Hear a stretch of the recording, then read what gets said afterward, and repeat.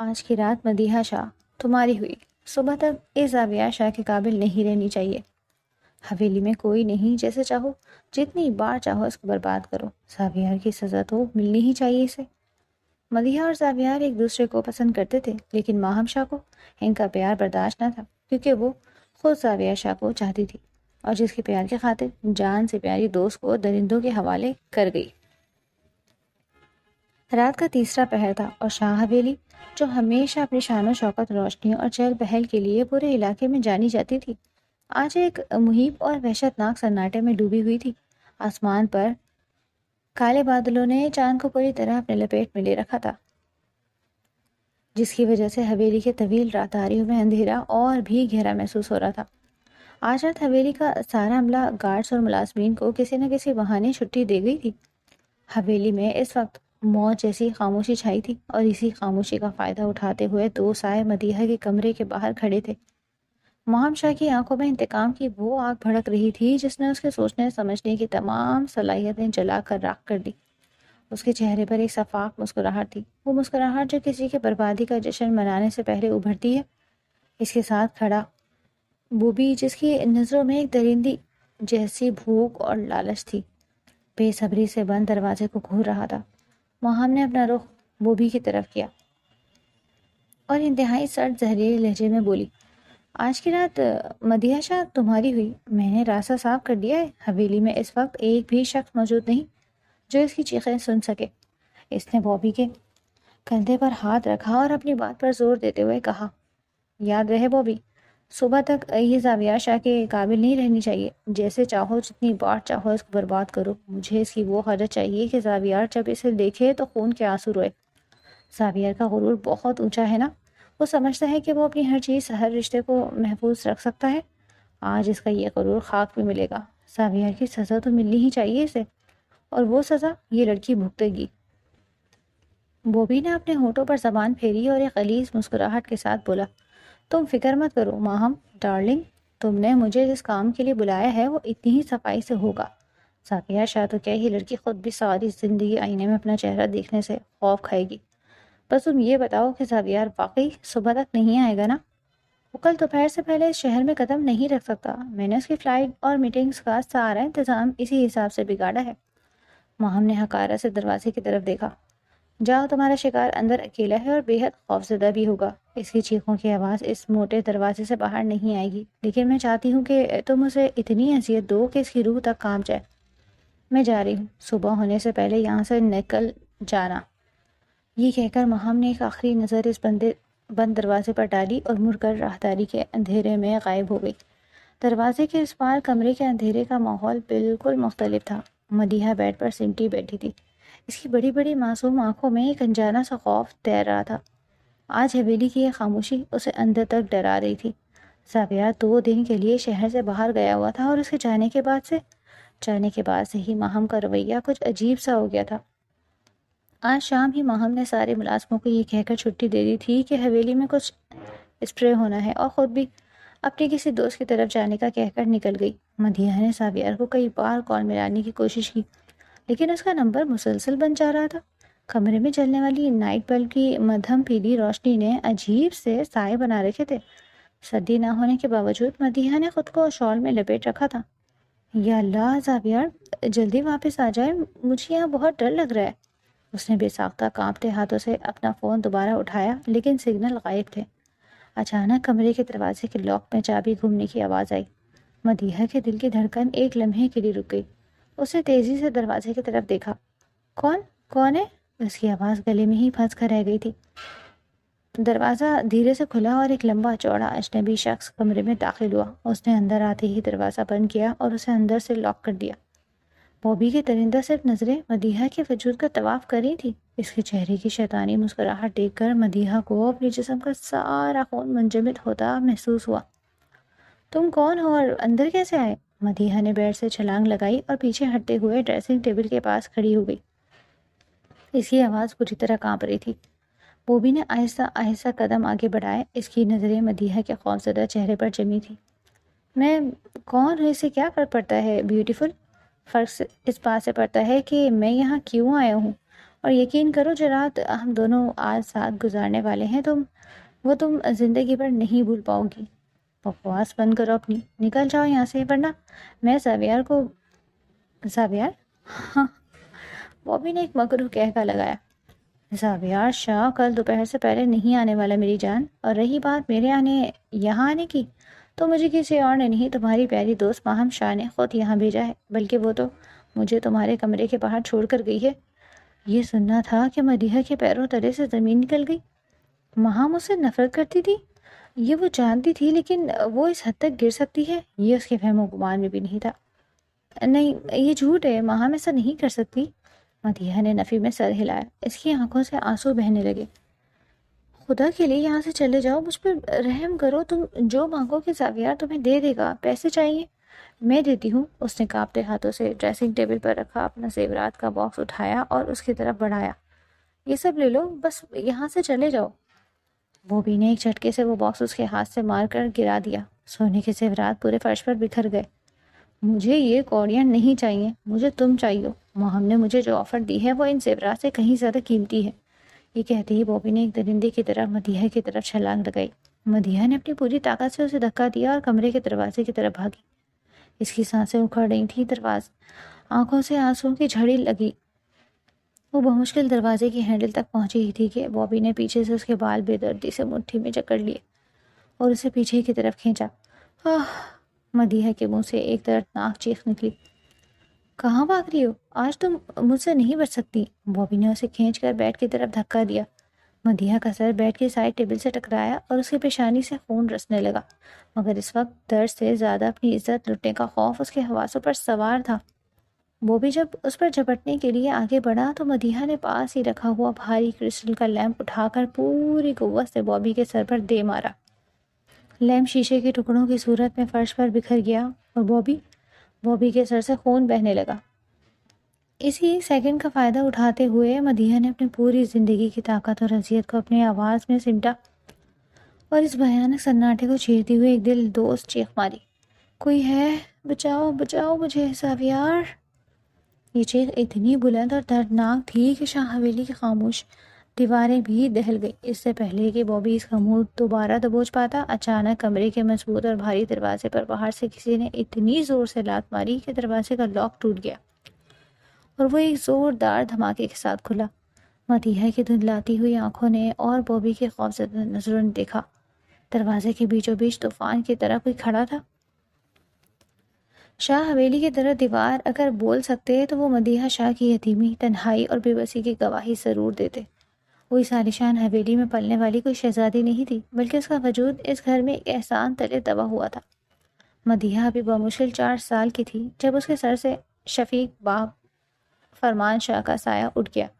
فرمان شاہ کی اچانک موت نے جہاں شاہ خاندان کو جھنجھوڑ کر رکھ دیا تھا، وہیں مدیحہ کی ننھی سی دنیا بھی اجڑ گئی۔ عدت پوری ہوتے ہی مدیحہ کے والدہ کو ان کے میکے والے آ کر لے گئے اور کچھ عرصے سے بعد ان کی دوسری شادی کروا دی گئی۔ چھوٹی سی مدیحہ اپنے تایا کرم شاہ کے پاس حویلی میں ہی رہ گئی۔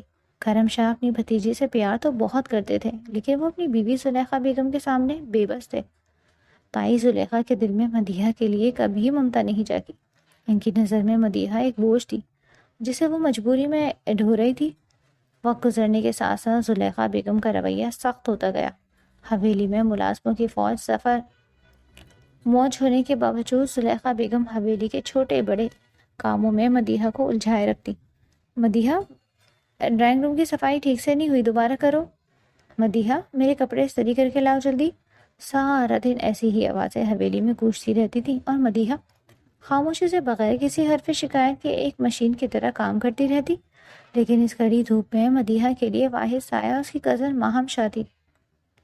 ماہم کرم شاہ اور زلیخا بیگم کی اکلوتی بیٹی تھی۔ تائی زلیخا کی تمام تر زہر افشانیوں اور مدیحہ سے نفرت کے باوجود ماہم کے دل میں مدیحہ کے لیے بے پناہ محبت تھی۔ دونوں ہم عمر تھیں اور بچپن سے ایک ساتھ کھیلی کودی۔ ماہم اکثر اپنی ماں سے مدیحہ کی خاطر لڑ پڑتی۔ ماما، آپ مدیحہ سے اتنا کام کیوں کرواتی ہیں؟ ہمارے پاس اتنے ملازم ہیں، پھر بھی آپ ہر وقت اسے تانے دیتی رہتی ہے۔ وہ میری بہن ہے، کوئی نوکرانی تو نہیں۔ ماہم اکثر غصے سے کہتی ہے اور مدیحہ ہمیشہ اسے خاموش کرواتی۔ پاگل ہو گئی ہو ماہم؟ تائی جان تو مجھے کام سکھا رہی ہیں، اس میں برا ماننے والی کیا بات ہے؟ تم جاؤ اپنے کالج کا پروجیکٹ مکمل کرو۔ مدیحہ اور ماہام ایک دوسرے کا دم بھرتی تھی، ایک دوسرے کے رازدار تھی، دونوں نے ساتھ ہی جوانی کی دہلیز پر قدم رکھا۔ مدیحہ سادگی اور معصومیت کا پیکر تھی، جبکہ ماہم شوخ، چنچل اور ماڈرن تھی۔ کرم شاہ اور فرمان شاہ کی ایک ہی بہن تھی، سدرا شاہ، جن کی شادی 25 سال قبل اسپین میں ہوئی تھی۔ سدرا پھوپھو بچپن میں تو ہر سال پاکستان کا چکر لگاتی تھی، لیکن پچھلے کئی سالوں سے ان کی مصروفیات کچھ ایسی بڑھی ہیں کہ ان کا آنا جانا بالکل چھوٹ گیا۔ اب خبر آئی تھی کہ سدرا پھوپھو کا اکلوتا بیٹا زاویار شاہ پاکستان آ رہا ہے۔ اس نے اپنی پڑھائی مکمل کر لی تھی اور اب خاندانی بزنس کے سلسلے میں کچھ عرصے کے لیے پاکستان میں قیام کرنے والا تھا۔ آج شاہ حویلی میں ایک الگ ہی ہنگامہ برپا تھا۔ کرم شاہ کی خوشی دیدنی تھی، آخر ان کی اکلوتی اور لاڈلی بہن کا بیٹا سالوں بعد ان کے گھر آ رہا تھا۔ زلیخا بیگم نے بھی پورے گھر کو سر پر اٹھایا ہوا تھا۔ حویلی کے وسیع اور اس کچن میں صبح سے ہی آگ دہک رہی تھی۔ مدیحہ کے ماتھے پر پسینے کی بوندیں چمک رہی تھیں اور وہ مسلسل چولہے کے سامنے کھڑی تھی۔ آج اس نے تائی جان کے حکم پر زاویار کی پسند کے تمام کھانے اپنے ہاتھوں سے تیار کیے تھے۔ قورمہ، بریانی، ریشمی کباب اور میٹھے میں شاہی ٹکڑے۔ پورا کچن طرح طرح کی خوشبوؤں سے مہک رہا تھا۔ زلیخا بیگم کچن کے دروازے پر آ کر کھڑی ہوئی اور تحکمانہ انداز میں بولی، دیکھنا لڑکی، زاویار سالوں بعد آ رہا ہے۔ اس کی ماں نے اسے نوابوں کی طرح پالا ہے، کھانوں میں کوئی کمی نہ ہو، نمک مرچ بالکل پرفیکٹ ہونا چاہیے۔ اگر زاویار کو کھانا پسند نہ آیا تو مجھ سے برا کوئی نہیں ہوگا۔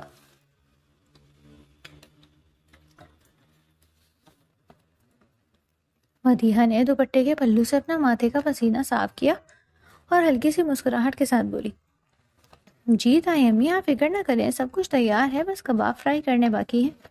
میں نے پوری کوشش کی ہے کہ ذائقہ بالکل ویسا ہی ہو جیسا آپ چاہتی ہیں۔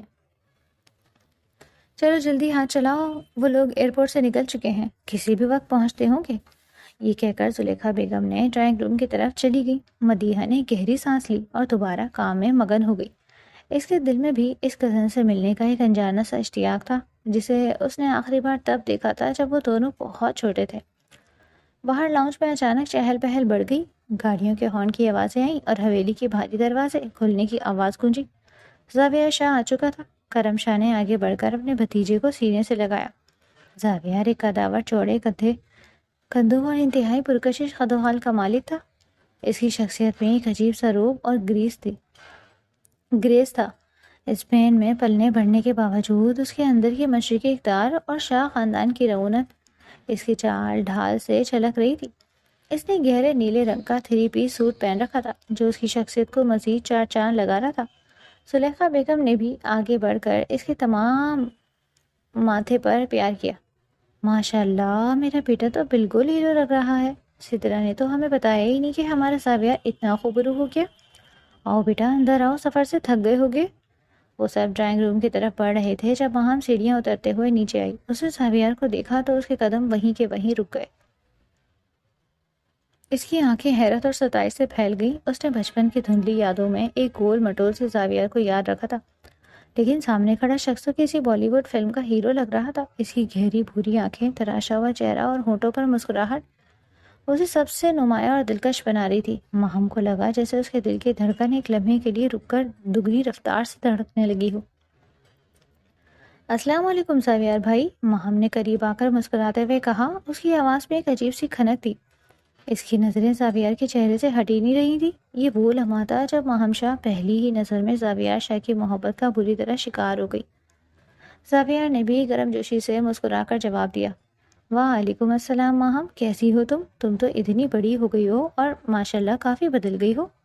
زاویار کی اس رسمی سی تعریف نے ماہم کے دل میں جیسے ہزاروں پھول کھلا دیے۔ وہ شرما کر بولی، جی میں بالکل ٹھیک ہوں، آپ بتائیں سفر کیسا رہا؟ ڈرائنگ روم میں بیٹھ کر سب گپ شپ کرنے لگے۔ کرم شاہ سدرا کی خیریت پوچھ رہے تھے اور زلیخا بیگم زاویار سے اس کی پڑھائی اور بزنس کے بارے میں سوالات کر رہی تھی۔ اس تمام ہنگامے اور خوشی کے ماحول میں کسی ایک شخص کو بھی مدیحہ کا خیال نہ آیا۔ کسی نے یہ ضرورت ہی محسوس نہیں کی کہ زاویار کو اس کے گھر کی ایک اور فرد، اس کی یتیم کزن مدیحہ سے ملوایا جائے۔ کافی دیر گزرنے کے بعد زلیخا بیگم نے ایک ملازمہ کو آواز دی، ارے بھائی زاویار کب سے آیا بیٹھا ہے، جاؤ کچن میں مدیحہ سے کہو چائے اور لوازمات لے کر آئے، جلدی کرو۔ کچن میں مدیحہ نے سب کچھ ٹرالی پر سجا لیا تھا۔ چائے کی پیالیوں سے اٹھتی بھاپ اور تازہ بنے اسنیکس کی خوشبو لاجواب تھی۔ اس نے اپنا ہلکے گلابی رنگ کا سوتی دوپٹہ سر پر جمایا۔ کچن کی گرمی سے اس کا گورا رنگ مزید تمتما رہا تھا۔ گالوں پر ایک قدرتی لالی چھائی ہوئی تھی۔ بغیر کسی میک اپ سادگی میں لپٹی ہوئی مدیحہ کسی حور سے کم نہیں لگ رہی تھی۔ اس نے ٹرالی کو دھکا دیا اور ڈرائنگ روم کی طرف چل پڑی۔ ڈرائنگ روم کے بھاری پردے ہٹا کر جیسے ہی مدیحہ اندر داخل ہوئی، کمرے میں جاری گفتگو کا شور اس کے لیے پس منظر میں چلا گیا۔ اس کے قدموں کی آہٹ سن کر زاویار نے، جو اس وقت ماہم سے کسی بات پر مسکرا کر بات کر رہا تھا، بے ساختہ دروازے کی طرف گردن موڑی، اور وہیں اس ایک لمحے میں وقت جیسے تھم سا گیا۔ زاویار کی گہری آنکھیں ٹرالی پکڑے کھڑی اس لڑکی پر ٹھہر گئی۔ ہلکا گلابی سوٹ، ماتھے پر بکھری چند لٹیں، جھکی ہوئی حیادار پلکیں، اور چہرے پر ایک انجانی سی معصومیت۔ زاویار، جو دنیا بھر کی خوبصورتی دیکھ چکا تھا، اس سادہ سی لڑکی کو دیکھ کر دنگ رہ گیا۔ اسے لگا جیسے کسی نے اس کے دل کی دھڑکنیں مٹھی میں جکڑ لی ہوں۔ مدیحہ نے نظریں اٹھائیں تو اس کا سیدھا سامنا زاویار کی پرکشش گہری اور ٹھہری ہوئی نگاہوں سے ہوا۔ زاویار کی نظروں میں ایک ایسی شدت تھی جس نے مدیحہ کو اندر تک سہمنے پر مجبور کر دیا۔ وہ بے اختیار اپنی نظریں چرا گئی۔ اس کے ہاتھ ٹرالی کے ہینڈل پر ہلکے سے کانپنے لگے۔ آ گئی تم؟ رکھو یہاں چائے اور تم جاؤ واپس۔ زلیخا بیگم کی تیز آواز نے جیسے اس سحر کو توڑا جو ان دونوں کے درمیان ایک پل کے لیے قائم ہوا تھا۔ زاویار ابھی تک اسی طرح مدیحہ کو دیکھے جا رہا تھا۔ یہ کون ہے عمانی جان؟ زاویار نے مدیحہ کی طرف اشارہ کرتے ہوئے ایک عجیب سی سرشاری اور تجسس میں ڈوبی آواز سے پوچھا۔ اس سے پہلے کہ زلیخا بیگم کوئی کڑوا جواب دیتی، ماہم، جو زاویار کی نظروں کا تعاقب کرتے ہوئے مدیحہ تک پہنچی تھی، کہ چہرے پر ایک ناگوار سی لکیر ابھری، لیکن اس نے فوراً خود پر قابو پاتے ہوئے مسکرا کر کہا، زاویار، یہ مدیحہ ہے، فرمان انکل کی بیٹی، ہماری کزن۔ او! زاویار کے لبوں سے بس یہی نکلا۔ وہ فرمان شاہ کی بیٹی کے بارے میں جانتا تھا، مگر اس نے کبھی تصور بھی نہیں کیا تھا کہ وہ سراپا قیامت ہوگی۔ السلام علیکم مدیحہ، زاویار نے ایک نرم دل نشی لہجے میں کہا۔ مدیحہ نے بمشکل نظریں اٹھا کر ایک سیکنڈ کے لیے اسے دیکھا۔ اس کے دل کی دھڑکن بھی کچھ بے ترتیب ہو رہی تھی۔ وعلیکم السلام، اس نے بہت دھیمی آواز میں جواب دیا، چائے کے کپ میز پر رکھے اور تیزی سے وہاں سے پلٹ گئی۔ زاویار کی نظریں دروازے کے اس پار جاتے ہوئے مدیحہ کے وجود کا پیچھا کرتی رہیں۔ اس کا دل اسے بتا رہا تھا کہ اس حویلی میں اس کا آنا کسی بڑے طوفان کا پیش خیمہ بننے والا ہے، اور دوسری طرف صوفے پر بیٹھی ماہم کی مٹھیاں بھیج گئی۔ اس نے زاویار کی آنکھوں میں مدیحہ کے لیے وہ چمک دیکھ لی تھی جو وہ اپنے لیے دیکھنا چاہتی تھی۔ ایک ہی پل میں بچپن کی محبت اور دوستی کے درمیان ایک اندیکھی کالی دیوار کھڑی ہو گئی۔ شاہ حویلی کی صبح ہمیشہ کی طرح پرسکون تھی، لیکن اس سکون کے پیچھے کئی طوفان سر اٹھا رہے تھے۔ زاویار شاہ، جو اپنی فٹنس کے معاملے میں حد درجہ حساس تھا، پوچھتے ہی جاگنگ کے لیے نکل گیا۔ ٹھنڈی ہوا کے جھونکوں اور حویلی کے وسیع لان میں دوڑتے ہوئے اس کے ذہن میں بار بار کل شام والا وہ معصوم چہرہ گھوم رہا تھا۔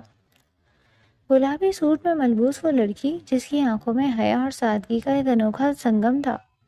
تقریباً 1 گھنٹے بعد جب سورج کی پہلی کرنیں حویلی کے میناروں کو چھو رہی تھیں، زاویار پسینے میں شرابور واپس لوٹا۔ اس نے سیدھا کچن کا رخ کیا تاکہ ایک گلاس تازہ جوس پی سکے۔ کچن میں اس وقت مکمل خاموشی تھی، کیونکہ باقی گھر والے ابھی تک خواب خرگوش کے مزے لے رہے تھے۔ مدیحہ ہمیشہ کی طرح سب سے پہلے جاگی اور ناشتے کی تیاری میں مگن تھی۔ وہ چولہے پر آملیٹ بنا رہی تھی کہ اچانک قدموں کی چاپ سنائی دی۔ اس نے مڑ کر دیکھا تو سامنے زاویار شاہ کھڑا تھا۔ سفید ٹریک سوٹ میں ملبوس، بکھرے ہوئے بالوں اور جاگنگ کی وجہ سے سرخی مائل چہرے کے ساتھ وہ پہلے سے بھی زیادہ وجیح لگ رہا تھا۔ مدیحہ کا ہاتھ ایک لمحے کے لیے رک گیا اور اس کے دل کی دھڑکن بے ترتیب ہوئی۔ السلام علیکم، اس نے نظریں جھکا کر مدھم آواز میں کہا۔ وعلیکم السلام مدیحہ، زاویار نے مسکراتے ہوئے جواب دیا اور کاؤنٹر کے پاس آ کر کھڑا ہو گیا۔ تم اتنی جلدی جاگ جاتی ہو؟ میں تو سمجھا تھا کہ اس حویلی میں صرف میں ہی ارلی برڈ ہوں۔ مدیحہ نے جھجکتے ہوئے جواب دیا۔ جی، مجھے صبح جلدی اٹھنے کی عادت ہے، تائی جان کو وقت پر ناشتہ چاہیے ہوتا ہے۔ زاویار نے اسے غور سے دیکھا۔ اس کی سادگی میں ایک عجیب سی کشش تھی۔ کیا میں ایک گلاس فریش اورنج جوس پی سکتا ہوں یا پھر مجھے کوک کا انتظار کرنا پڑے گا؟ نہیں نہیں، میں ابھی بنا دیتی ہوں۔ مدیحہ نے جلدی سے فریج سے کینو نکالے اور مشین کی طرف بڑھی۔ زیور وہیں کھڑا رہا اور اسے کام کرتا دیکھتا رہا۔ مدیحہ، تمہارے بارے میں کچھ پتہ ہی نہیں چلا، تم نے کہاں تک پڑھائی کی ہے؟ تمہارے مشاغل کیا ہیں؟ میرا مطلب سارا دن کچن میں تو نہیں گزرتا ہوگا؟ مدیحہ نے جوس نکالتے ہوئے سر اٹھایا۔ اس کی آنکھوں میں ایک پل کے لیے اداسی لہرائی۔ میں نے گریجویشن مکمل کی ہے۔ اس کے بعد تائی جان نے کہا کہ گھر کے کام سیکھنا زیادہ ضروری ہے۔ شوق تو بہت ہے، مطالعہ کرنا، پینٹنگ کرنا، لیکن اب وقت نہیں ملتا۔ زاویہ کو اس کی آواز میں چھپا درد محسوس ہوا۔ پینٹنگ، واؤ، یہ تو بہت اچھا مشغلہ ہے، تم اسے چھوڑنا نہیں چاہیے۔ انسان کو اپنے لیے وقت نکالنا چاہیے۔ مدیحہ نے جوس کا گلاس اس کی طرف بڑھایا۔ یہ لیجیے آپ کا جوس۔ زاویہ نے گلاس تھامتے ہوئے اس کی انگلیوں کو ہلکا سا چھوا، جس سے مدیحہ کے پورے وجود میں ایک سنسنی دوڑ گئی۔ شکریہ، ویسے تمہارے ہاتھ کے بنے کھانوں کی خوشبو پورے گھر میں پھیلی ہوئی ہے۔ کل رات کا ڈنر بھی کمال کا تھا۔ مدیحہ کے لبوں پر ایک ہلکی سی حقیقی مسکراہٹ آئی۔ آپ کو پسند آیا یہ جان کر خوشی ہوئی۔ زاویہ جوس کا سپ لیتے ہوئے اس سے ادھر ادھر کی باتیں کرتا رہا۔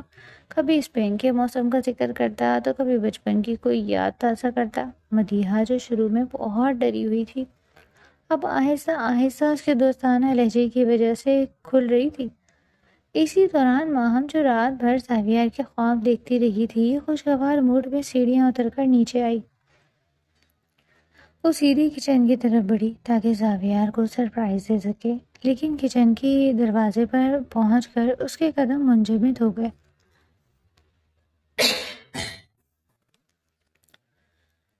اندر کا منظر اس کے سینے پر مونگ ڈلنے کے لیے کافی تھا۔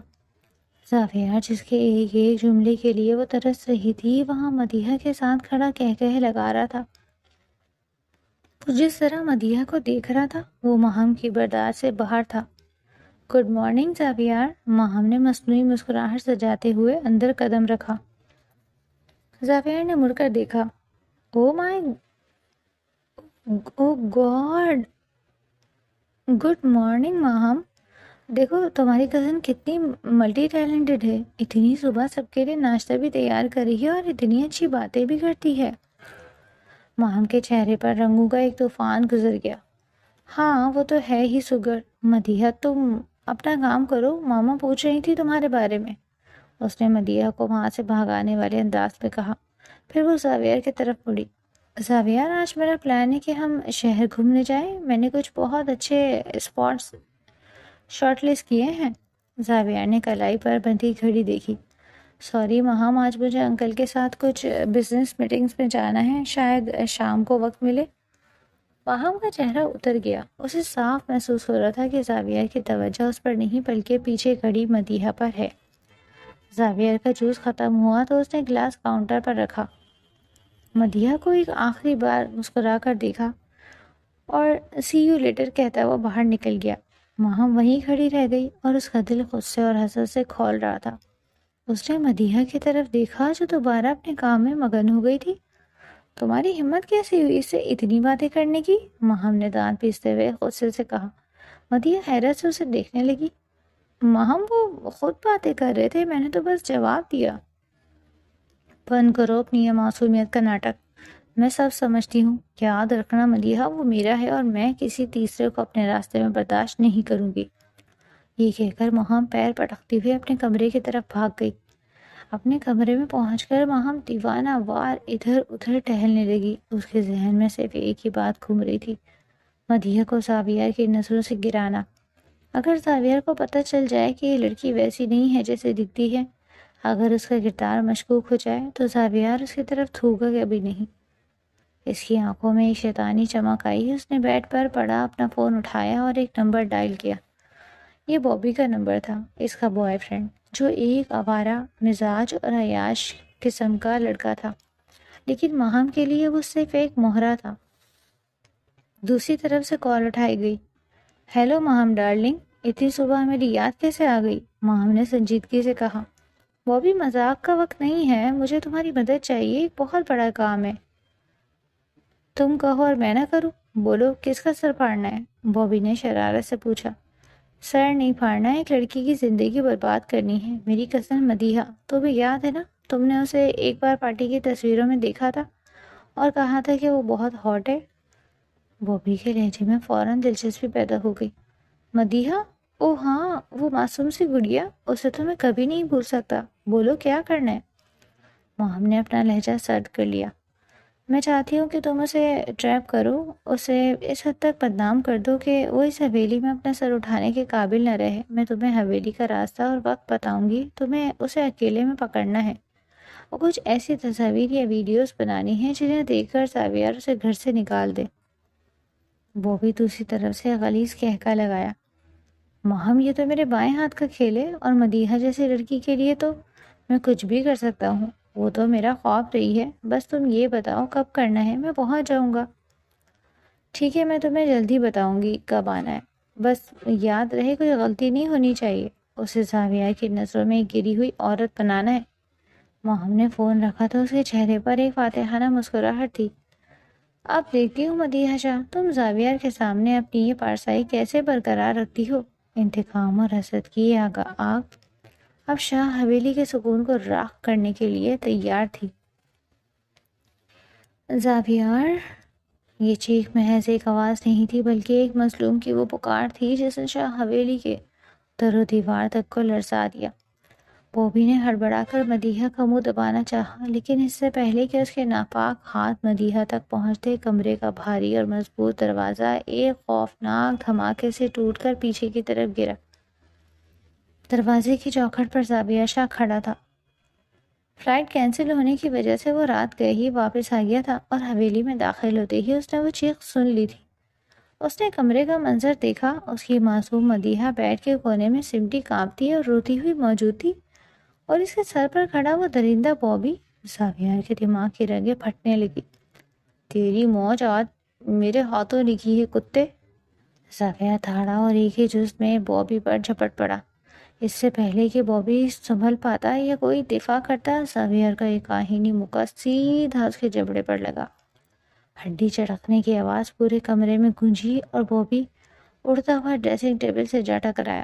شیشے پر فیومز فرش پر گر کر چکنا چور ہو گئے۔ بوبی کے منہ سے خون کا فوارہ پھوٹ پڑا، لیکن زاویہ کا غصہ ابھی شروع ہوا تھا۔ اس نے آگے بڑھ کر بوبی کی گریبان سے اسے اٹھایا اور دیوار کے ساتھ دے مارا۔ تو نے ایسے چھوڑنے کی ہمت کیسے کی؟ تیری یہ مجال کہ تو میرے گھر میں گھس کر میری… زاویہ کے الفاظ غصے سے چبا چبا کر ادا ہو رہے تھے۔ اس نے پے در پے اتنے مکے اور لاتے بوبی کے چہرے اور پیٹ پر برسائیں کہ بوبی کا چہرہ پہچانے جانے کے قابل نہ رہا۔ مدیحہ سائڈ ٹیبل کے پاس بیٹھی گھٹنوں میں سر دیے ہچکیوں سے رو رہی تھی۔ زاویہ کی درندگی دیکھ کر وہ مزید سہم گئی، لیکن ساتھ ہی اس کے دل میں ایک تحفظ کا احساس بھی جاگ رہا تھا کہ اس کا محافظ آ گیا ہے۔ مجھے چھوڑ دو خدا کے لیے۔ بوبی فرش پر گرا، خون تھوکتا ہوا اپنا ہاتھ جوڑ کر گڑ گڑایا۔ اس کی پسلیاں ٹوٹنے کے قریب تھی۔ میں نے یہ سب اپنی مرضی سے نہیں کیا، مجھے یہاں بھیجا گیا تھا۔ زاویہ جو اسے ایک اور لات مارنے کے لیے قدم اٹھا چکا تھا، اچانک رک گیا۔ اس کی آنکھیں سکڑ گئیں۔ اس نے جھک کر بوبی کے بال مٹھی میں جکڑے اور اس کا خون آلود چہرہ اپنے قریب کیا۔ کیا بکواس کر رہا ہے تو؟ تجھے کس نے بھیجا؟ اگر تو نے جھوٹ بولا تو میں تیری کھال کھینچ لوں گا۔ زاویہ کی آواز میں موت جیسی سرد مہری تھی۔ مہم شاہ نے… بوبی نے روتے ہوئے اپنی جان بچانے کی خاطر سارا سچ اگل دیا۔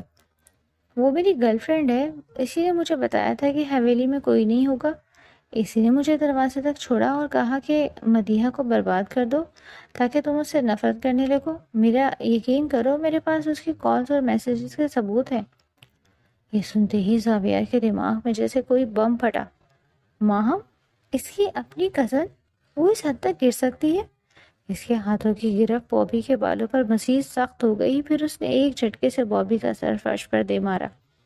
بوبی در سے کرا کر وہیں نیم بے ہوش ہو گیا۔ زاویہ نے بوبی کے ہاتھ پیر نہایت بے-دردی سے باندھ دیے، اسے وہیں فرش پر تڑپتا چھوڑ کر وہ مدیحہ کی طرف مڑا۔ مدیحہ ابھی تک صدمے کی حالت میں کانپ رہی تھی۔ زاویار نے اپنا کوٹ اتارا اور آگے بڑھ کر بہت نرمی سے اس کے لرزتے ہوئے وجود پر ڈال دیا۔ مدیحہ، زاویار کی آواز میں وہ سختی غائب ہو چکی تھی، اب وہاں صرف ملائمت اور درد تھا۔ تم محفوظ ہو، کوئی تمہیں نہیں چھو سکتا، جب تک میں زندہ ہوں تم پر کوئی آنچ نہیں آئے گی۔ مدیحہ نے نظریں اٹھا کر زاویار کو دیکھا، اس کی آنکھوں میں آنسوؤں کا سمندر تھا۔ زاویار کی وہ نرم نگاہیں دیکھ کر اس کا ضبط جواب دے گیا اور وہ زاروں قطار رونے لگی۔ زاویار کا دل چاہا کہ اسے اپنے سینے سے لگا کر دنیا کے تمام دکھوں سے چھپا لے، لیکن اس نے خود پر قابو رکھا۔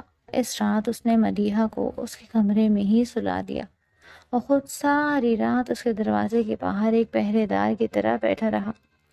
حویلی کے دوسرے حصے میں اپنے پرتیش کمرے میں ماہم شاہ انتہائی گہری اور پرسکون نیند سو رہی تھی۔ اس کے چہرے پر ایک فاتحانہ مسکراہٹ تھی۔ اس کے وہم و گمان میں بھی نہیں تھا کہ زاویار واپس آ چکا ہے اور اس کا سارا بچھایا ہوا جال اسی کے گلے کا پھندا بن چکا ہے۔ وہ خواب دیکھ رہی تھی کہ صبح ہو گئی، مدیحہ کی رسوائی پورے گھر میں پھیلے گی، زاویار اسے دھکے دے کر حویلی سے نکال دے گا اور پھر ماہم خود زاویار کے زخموں پر مرہم رکھ کر ہمیشہ کے لیے اس کی ہو جائے گی۔ وہ اس شیطانی سکون میں محو تھی جو طوفان آنے سے چند لمحے پہلے کا ہوتا ہے۔ صبح کے 8 بج رہے تھے۔ کرم شاہ اور زلیخا بیگم ایک قریبی رشتہ دار کی فوتگی سے واپس حویلی پہنچے۔ وہ رات بھر کے جاگے ہوئے اور تھکے ماندے تھے۔ جیسے ہی وہ لاؤنج میں داخل ہوئے، اندر کا منظر دیکھ کر ان کے قدم وہیں جم گئے۔ ڈرائنگ روم کے بیچوں بیچ ایک خون میں لت پت شخص فرش پر بندھا پڑا تھا اور سامنے صوفے پر زاویار برجمان تھا، جس کی آنکھوں میں رات بھر جاگنے اور شدید غصے کی وجہ سے سرخ ڈورے پڑے ہوئے تھے۔ اس کی شخصیت سے ایک ایسا روب اور دہشت چھلک رہی تھی کہ کرم شاہ بھی ایک لمحے کے لیے گھبرا گئے۔ زاویار بیٹا، یہ سب کیا ہے؟ یہ کون ہے اور اس کی یہ حالت کس نے کی ہے؟ کرم شاہ نے ہکلاتے ہوئے پوچھا۔ زلیخا بیگم تو خوف سے اپنے شوہر کے پیچھے چھپ گئی۔ زاویار اپنی جگہ سے اٹھ کھڑا ہوا۔ اس کی آواز پورے لاؤنج میں گونجی۔ یہ کون ہے؟ اس کا جواب آپ کی بیٹی دے گی۔ رحیم بابا، اس نے ایک ملازم کو زور سے آواز دی، جاؤ اور ماہم کو فوراً نیچے بلا کر لاؤ، کہو کہ سب اس کا انتظار کر رہے ہیں۔ چند ہی منٹوں بعد ماہم سیڑھیاں اترتی ہوئی نظر آئی۔ اس نے خوبصورت سا سوٹ پہن رکھا تھا اور چہرے پر ایک معصومیت سجائے رکھی تھی تاکہ مدیحہ کی بربادی کا تماشا دیکھ سکے۔ لیکن جیسے ہی اس کی نظر لاؤنج کے منظر پر پڑی، خون میں نہایا ہوا بوبی، غصے سے کانپتا زاویار اور حیرت زدہ والدین، اس کے چہرے کا رنگ فاق ہو گیا۔ اس کے قدم سیڑھیوں پر ہی رک گئے۔ آؤ ماہم، آؤ، زاویار نے زہریلے لہجے میں مسکراتے ہوئے کہا۔ دیکھو، تمہارا مہمان رات بھر سے تمہارا انتظار کر رہا ہے، تم نے اس کی خاطر تواضع میں کوئی کسر تو نہیں چھوڑ دی تھی، لیکن میں نے اس کا استقبال کچھ اپنے طریقے سے کر دیا۔ ماہم نے تھوک نگلتے ہوئے خود کو سنبھالنے کی کوشش کی۔ زاویار، یہ تم کیا کہہ رہے ہو؟ میں اس غنڈے کو نہیں جانتی، یہ یہاں کیسے آیا؟ فرش پر پڑی بوبی، جسے دیکھ کر ماہم مکر گئی تھی، یا پھٹ پڑا۔ جھوٹ مت بولو ماہم، بوبی نے روتے اور کراتے ہوئے چلانا شروع کیا۔ انکل، اس سے پوچھیں، یہ میری گرل فرینڈ ہے، اس نے مجھے رات کو حویلی کا پچھلا دروازہ کھول کر اندر بلایا۔ اس نے مجھے پیسے دیے اور کہا کہ جا کر مدیحہ کی عزت لوٹ لو تاکہ زاویار اسے چھوڑ دے۔ میرے پاس ثبوت ہے۔ بوبی نے کانپتے ہاتھوں سے اپنی جیب کی طرف اشارہ کیا، جسے زاویار نے پہلے ہی نکال کر میز پر رکھا ہوا تھا۔ زاویار نے فون اٹھایا اور چند بٹن دبا کر ایک وائس نوٹ پلے کر دیا۔ خاموش لاؤنج میں ماہم کی اپنی آواز گونجنے لگی۔ بوبی، میں نے راستہ صاف کر دیا ہے، مدیحہ اکیلی ہے، تمہیں اسے اس حد تک برباد کرنا ہے کہ وہ زاویار کے قابل نہ رہے۔ کوئی غلطی نہیں ہونی چاہیے، میں صبح تک اس کا تماشا دیکھنا چاہتی ہوں۔ وائس نوٹ ختم ہوتے ہی لاؤنج میں قبرستان جیسی خاموشی چھا گئی۔ زلیخا بیگم نے صدمے سے اپنے منہ پر ہاتھ رکھ لیا، جبکہ کرم شاہ کو لگا جیسے کسی نے ان کے سر پر ہتھوڑا مار دیا ہو۔ ان کی اپنی بیٹی ایک طوائف سے بھی زیادہ گھناؤنا کھیل کھیل رہی تھی۔ نہیں بابا، یہ جھوٹ ہے، یہ آواز میری نہیں ہے، اس نے ایکٹنگ کی ہے۔ ماہم ابھی بھی بے شرمی سے انکار کر رہی تھی، اس کے چہرے پر پسینہ آ چکا تھا۔ بس کر دو ماہم، زاویار کی گرجدار آواز نے اسے چپ کرا دیا۔ تمہاری ساری حقیقت کھل چکی ہے، تم ایک بیمار، گھٹیا اور حسد میں اندھی ہو چکی عورت ہو۔ تم نے ایک یتیم اور معصوم لڑکی کی عزت کا سودا صرف اس لیے کیا کیونکہ تم مجھ سے کچھ سستی امیدیں لگائے بیٹھی تھی۔ تم جیسی عورت کے تو سائے سے بھی مجھے گھن آتی ہے۔ زاویہ کے منہ سے اپنے لیے الفاظ سن کر ماہم کا دماغی توازن جیسے بالکل ہی بگڑ گیا۔ اس کی آنکھوں میں جنون اور وحشت تیرنے لگی۔ اس نے دیکھا کہ اس کا سارا کھیل ختم ہو چکا ہے اور جس شخص کے لیے اس نے یہ سب کیا اس سے نفرت کر رہا ہے۔ ایک دم ماہم ایک جنگلی بلی کی طرح بوبی پر جھپٹ پڑی۔ یہ سب تیری وجہ سے ہوا ہے کمینے، اس نے اپنے ناخن بوبی کے چہرے پر گاڑتے ہوئے پاگلوں کی طرح چیخنا شروع کر دیا۔ تم اگر یہ کام ڈھنگ سے کر لیتے، اگر تم اسے برباد کر دیتے تو آج یہ سب نہ ہوتا، آج زاویار میرا ہوتا۔ ہاں میں نے کیا ہے صرف کیونکہ میں زاویار سے پیار کرتی ہوں، وہ صرف میرا ہے، اس 2 کوڑی کی یتیم مدیحہ کا نہیں۔ وہ ہسٹریائی انداز میں چلائی۔ ایک زوردار تھپڑ کی آواز سے ماہم کی چیخیں نکل گئی۔ کرم شاہ نے اپنی پوری طاقت سے اس کے منہ پر تھپڑ مارا۔ ماہم لڑکھڑا کر صوفے پر جا گری۔ شرم سے ڈوب مرنے کا مقام ہے میرے لیے کہ تم میری بیٹی ہو۔ کرم شاہ کی آنکھوں سے آنسو بہہ رہے تھے۔ جس بچی کو میں نے اپنے سگے بھائی کی امانت سمجھ کر پالا، تم نے اس کی عزت کو نیلام کرنے کے لیے کوشش کی۔ تو جیسی بیٹی ہونے سے تو بے اولاد ہونا بہتر تھا۔ زلیخا بیگم وہیں فرش پر بیٹھ کر دھاڑے مار مار کر رونے لگی۔ انہیں اپنے کیے گئے تمام مظالم یاد آ رہے تھے جو انہوں نے مدیحہ پر کیے تھے۔ اس تمام ہنگامے کے دوران سیڑھیوں کے اوپر دیوار کی اوٹ میں کھڑی مدیحہ یہ سب دیکھ اور سن رہی تھی۔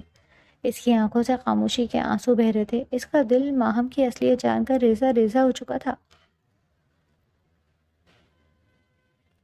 زاویہ نے بوبی کو کالر سے پکڑا اور اسے گھسیٹتا ہوا مین دروازے کی طرف لے گیا۔ باہر موجود گارڈز کو بلا کر اس نے بوبی کو ان کے حوالے کیا۔ اسے پولیس کے حوالے کرو اور اس پر گھر میں گھس کر ڈکیتی اور حملے کا پرچہ کٹواؤ۔ اس کی شکل مجھے دوبارہ نظر نہ آئے۔ پھر واپس کمرے میں آیا، لاؤنج میں آیا۔ اس کے چہرے پر اب ایک عجیب سا ٹھہراؤ اور سکون تھا۔ اس نے کرم شاہ کی طرف دیکھا جو ابھی تک شرمندگی سے سر جھکائے صوفے پر بیٹھے تھے۔ ماموں، زاویہ کی آواز اب دھیمی مگر انتہائی پرعزم تھی۔ مدیحہ اس گھر میں ایک یتیم اور بے آسرا لڑکی کی طرح رہ رہی ہے۔ کل رات جو کچھ ہوا اس نے مجھے بتا دیا ہے کہ وہ اس حویلی میں محفوظ نہیں۔ کرم شاہ نے نم آنکھوں سے زاویہ کو دیکھا۔ مجھے معاف کر دو بیٹا، میں اپنے بھائی کی امانت کی حفاظت نہیں کر سکا، میں واقعی مجرم ہوں۔ آپ مجرم نہیں ہیں لیکن اپنے مدیحہ کو مزید کسی کے رحم و کرم پر نہیں چھوڑ سکتا۔ زاویہ نے گہری سانس لی اور اپنا فیصلہ سنایا۔ میں مدیحہ سے نکاح کرنا چاہتا ہوں اور یہ نکاح کوئی کل یا پرسوں نہیں بلکہ ابھی اسی وقت ہوگا۔ یہ الفاظ سن کر ماہم جو زمین پر بیٹھی سسکیاں لے رہی تھی صدمے سے سر اٹھایا۔ اس کی دنیا مکمل طور پر اجڑ چکی تھی۔ زلیخا بیگم نے کچھ بولنا چاہا لیکن کرم شاہ نے ہاتھ کے اشارے سے انہیں روک دیا۔ اگر تمہارا یہی فیصلہ ہے زاویہ تو مجھے کوئی اعتراض نہیں، بلکہ اس سے بہتر کوئی بات ہو ہی نہیں سکتی۔ کرم شاہ نے اپنی رضامندی دے دی۔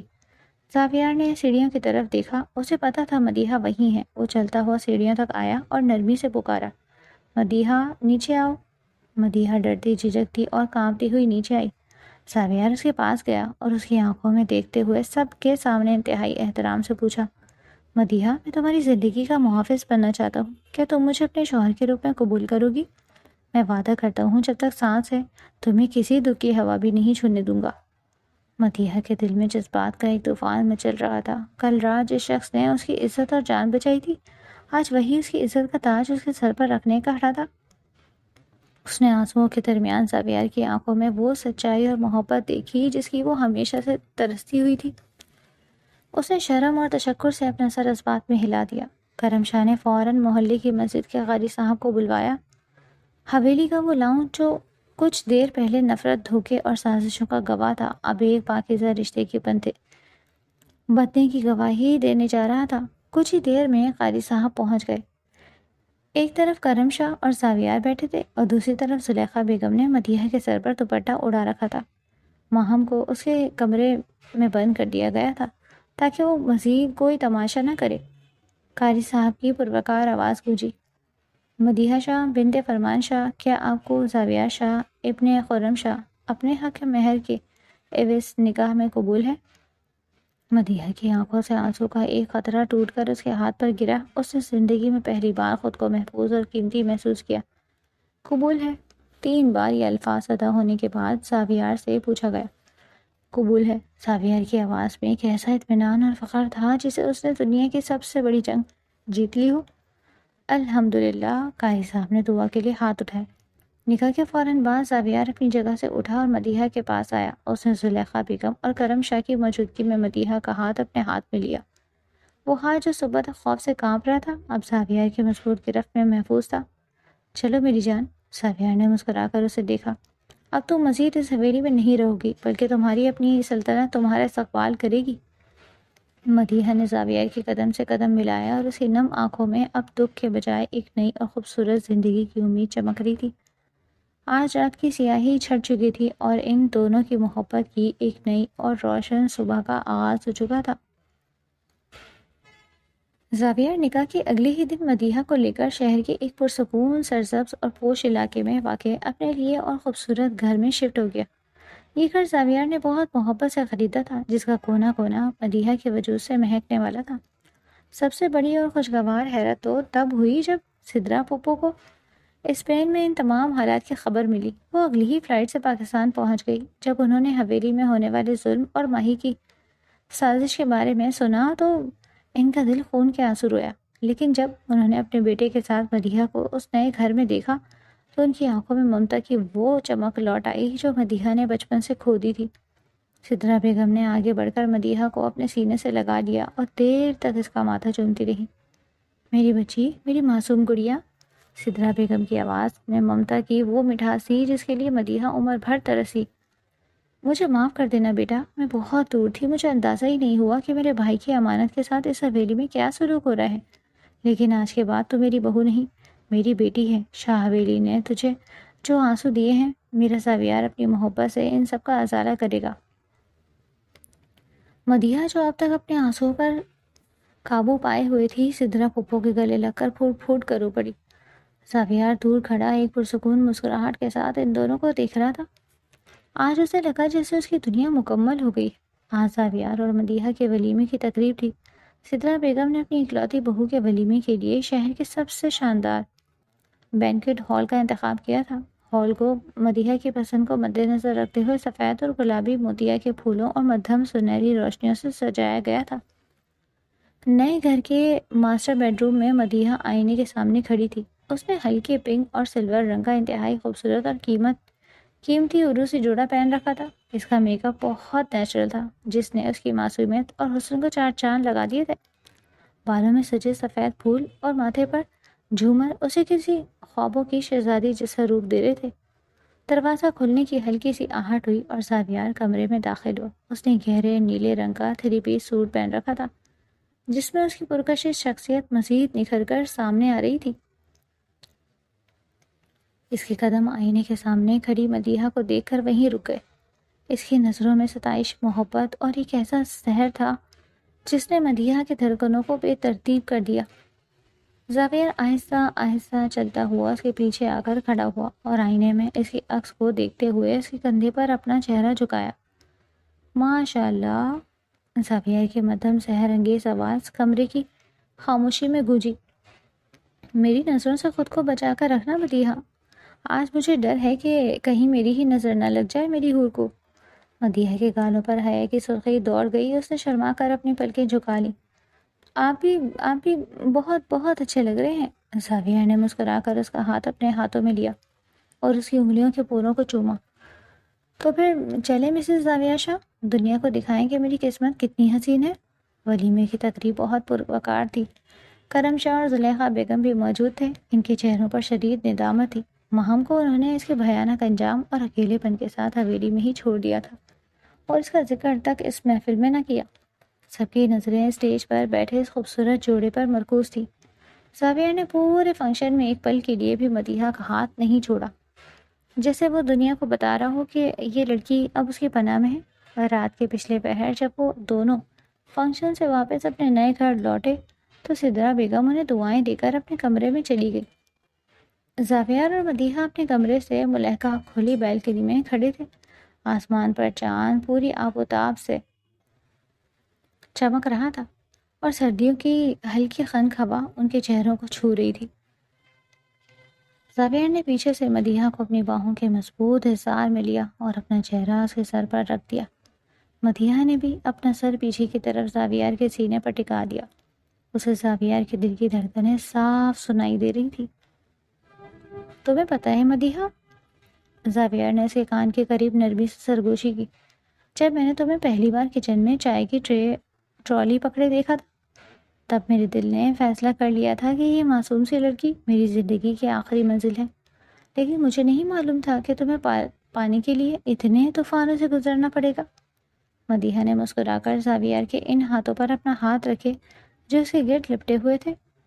میں نے تو کبھی خواب میں بھی نہیں سوچا تھا زاویار کہ میری اندھیری اور سونی زندگی میں آپ ایک روشنی، ایک محافظ بن کر آئیں گے۔ میں نے تو صرف ڈرنا سیکھا تھا، آپ نے مجھے جینا سکھا دیا۔ اس کی آواز میں محبت اور شکر گزاری تھی۔ زاویار نے اسے اپنی طرف موڑا۔ اس کی گہری بھوری آنکھوں میں مدیحہ کے لیے بے پناہ شدت اور محبت تھی۔ اس نے اپنے انگوٹھے سے مدیحہ کے گال کو ہلکے سے چھوا اور اس کی آنکھوں میں جھانکتے ہوئے کہا، میں تمہارا محافظ بھی ہوں، تمہارا دوست بھی اور تمہارا ہمسفر بھی۔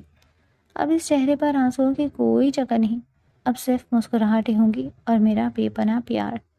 اس نے جھک کر بہت عقیدت اور محبت سے مدیحہ کی پیشانی پر اپنے لب رکھ دیے۔ یہ محض ایک بوسہ نہیں تھا، بلکہ ایک عمر بھر کا عہد تھا، ایک ایسی مہر تھی جس نے مدیحہ کے ماضی کے تمام زخموں کو ہمیشہ کے لیے بھر دیا۔ چاند کی روح پہلی چاندنی ان دونوں پر مسکرا رہی تھی۔ شاہ حویلی کے وہ ستم رسیدہ اور یتیم لڑکی اب زاویار شاہ کی ملکہ بن کر محبت کے سفر پر نکل چکی تھی، جس کی منزل صرف اور صرف خوشیاں تھیں۔